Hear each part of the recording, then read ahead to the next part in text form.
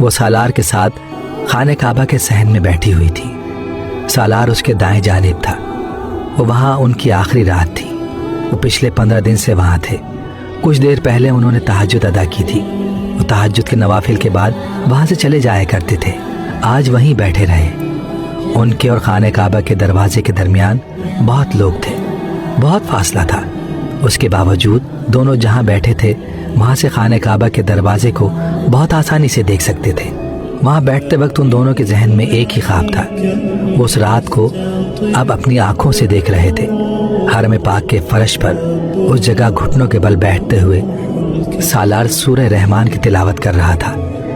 امامہ جان بوجھ کر اس کے برابر میں بیٹھنے کے بجائے بائیں جانب اس کے عقب میں بیٹھ گئی۔ سالار نے تلاوت کرتے ہوئے گردن موڑ کر اسے دیکھا، پھر اس کا ہاتھ پکڑ کر آہستگی سے اپنی برابر والی جگہ پر اشارہ کیا۔ امامہ اٹھ کر اس کے برابر بیٹھ گئی۔ سالار نے اس کا ہاتھ چھوڑ دیا۔ وہ اب خانہ کعبہ کے دروازے پر نظر جمائے بیٹھا تھا۔ امامہ بھی خانہ کعبہ کو دیکھنے لگی۔ وہ خانہ کعبہ کو دیکھتے ہوئے اس خوش الحان آواز کو سنتی رہی جو اس کے شوہر کی تھی۔ فَبِأَيِّ آلَاءِ رَبِّكُمَا تُكَذِّبَانِ، اور تم اپنے پروردگار کی کون کون سی نعمتوں کو جھٹلاؤ گے؟ تم جو کچھ کہہ رہی ہو امامہ، تم اس پر بہت پچھتاؤ گی۔ تمہارے ہاتھ کچھ بھی نہیں آئے گا۔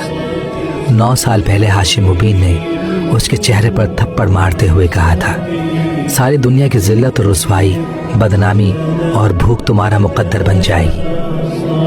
انہوں نے اس کے چہرے پر ایک اور تھپڑ مارا تھا۔ تمہاری جیسی لڑکیوں کو اللہ ذلیل و خوار کرتا ہے، کسی کو منہ دکھانے کے قابل نہیں چھوڑتا۔ امامہ کی آنکھیں نم ہو گئی۔ ایک وقت آئے گا جب تم دوبارہ ہماری طرف لوٹو گی، منت سماجت کرو گی، تب ہم تمہیں دھتکار دیں گے۔ تب تم چیخ چیخ کر اپنے منہ سے اپنے گناہ کی معافی مانگو گی، کہو گی میں غلط تھی۔ امامہ اشک بار آنکھوں سے مسکرائی۔ میری خواہش ہے بابا کہ زندگی میں ایک بار آپ کے سامنے آؤں اور آپ کو بتا دوں کہ دیکھ لیجئے میرے چہرے پر کوئی ذلت، کوئی رسوائی نہیں ہے۔ میرے اللہ اور میرے پیغمبر محمد صلی اللہ علیہ وسلم نے میری حفاظت کی۔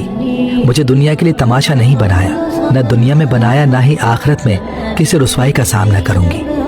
اور آج اگر میں یہاں موجود ہوں تو صرف اس لیے کیونکہ میں سیدھے راستے پر ہوں، اور یہاں بیٹھ کر ایک بار پھر اقرار کرتی ہوں کہ محمد صلی اللہ علیہ وآلہ وسلم اللہ کے آخری رسول ہیں۔ ان کے بعد کوئی پیغمبر آیا ہے نہ آئے گا۔